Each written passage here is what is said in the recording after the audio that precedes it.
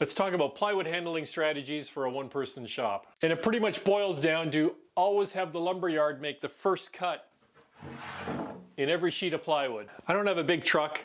This is my hobby, so I'm working on it by myself.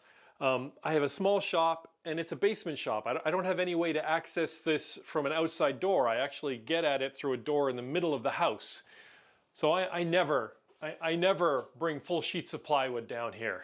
So yeah, this means I need to do some careful pre-planning. So today I'm building this sort of pantry storage unit for a friend that's going to fit into a closet. So I drew up some plans, drew up the drawers, worked out all the dimensions, and most importantly, I've laid out all the sheets in my sketch. So then I can decide, it's like, okay, this piece I can cut here at 63 inches. This piece I can cut at 48 inches, and here's another one I can, again, cut at 63 inches. For one thing, I just don't have the room to try to wrestle a 4x8 sheet of plywood over my saw, but boy, it's a heck of a lot easier just to cut smaller pieces. So even with that first cut at the home center, I still find these pieces a bit on the big side, so I cut them big the first time, and now that they're smaller, I'm going to cut them again to final dimensions on the saw. I next marked for dados to be cut into the side panels. Dados make my life easier when it comes time to assemble because it helps lock the cabinet together. Again, you know, one guy in the shop, need all the help I can get. Makes it a bit more fussy now because I have to, you know, set up my table saw with the dado blade to cut the exact thickness that I want, which requires a lot of fiddling.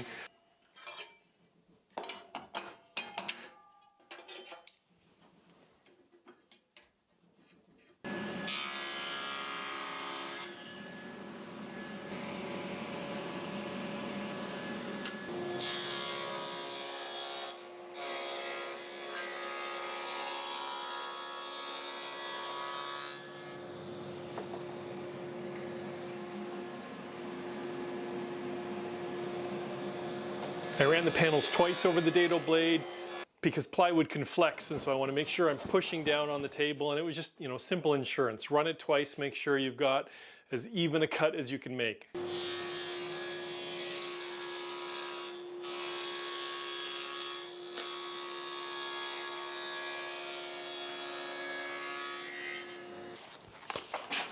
Well, that's done and it worked okay, but I'm not sure I recommend it. Sliding these really long panels over the saw like that was just a little twitchy. Maybe you should try with a router instead. But it's done now. And after all that, it's nice to see it fit together well.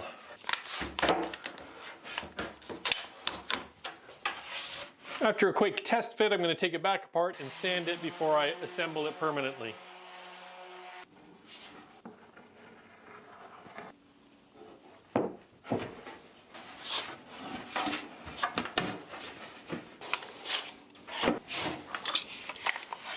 And I'm going to drill pilot holes and then drive in some screws. Next, I've got this sheet of 1/4-inch plywood that I need to prepare for the back of the cabinet.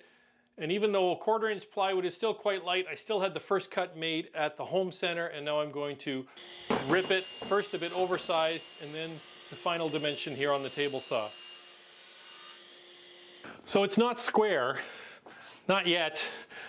The bowed plywood is taking care of that, but once I get the back on, that should force the unit into square. So the top is nicely flush, but then you can look down the side, see how the plywood is bowed there. So we'll force that in and then put some more nails in there. And again, at the far corner, it's a little persuasion. I'm going to quickly just check the corners, just a bit over 65 3/4, and the same. So I'm going to finish putting nails all the way around the perimeter. Now, unfortunately, there is this nice chunk out of the plywood here. Now, it doesn't really matter because this side's going against the wall and this is the bottom. Nobody's ever going to see it. Still bugs me though, so I'm going to cut out a little section and glue in a little patch. Cabinet's going to be painted. It'll be our secret. There, a little piece glued into place and nobody's going to notice it. And I feel better about having it patched. Next, I'm going to plug all the screw holes and then they can be sanded flush later. And I know I said this side's going against the wall, but I'm plugging them anyways. To flush cut the plugs, I put this bottom cleaning bit in a little Bosch router, and I take off the base plate and I put on this larger base plate that has a hole in the front. Then I set the depth of it so that the bottom of the bit is just a little bit higher than this face of this plywood. So while we're waiting for the glue to dry on the plugs, I found this long strip in my scrap pile. It doesn't even matter what it is as long as it's a hardwood, and I'm going to rip some thin strips out of this so that I can edge band the front of the cabinet. While applying the edge banding, I did my best to make sure it stayed flush on the one side so that I only have to worry about trimming it flush on the other side and not on both sides.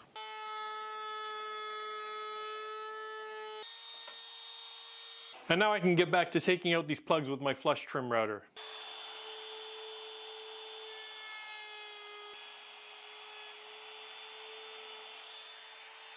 So after a bunch of sanding, I had my son help me stand it up. And now the cabinet's pretty much finished and ready for paint. I also knocked together 4 drawers to go into the cabinet. It's 1/2-inch plywood.